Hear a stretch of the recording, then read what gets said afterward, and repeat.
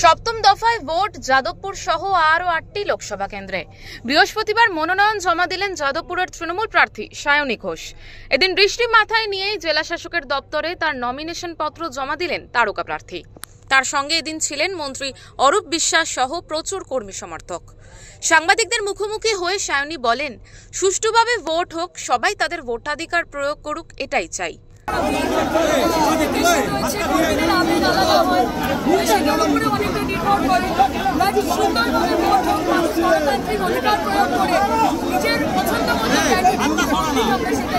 যাদবপুরের পাশাপাশি 1 June vote রয়েছে কলকাতা দক্ষিণ লোকসভা কেন্দ্রেও।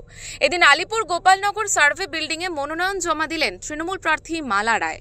সঙ্গে ছিলেন বিধায়ক দেবাশিস কুমার এবং মেয়র ফিরহাদ হাকিম।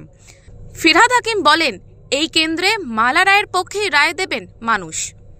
আজকে মালা রায়ের নমিনেশন জমা দেওয়া আর বাইরে আমাদের কর্মীদের উৎসাহ এবং সঙ্গে শুভ বৃষ্টি। ব্যুরো রিপোর্ট, ওঙ্কার বাংলা।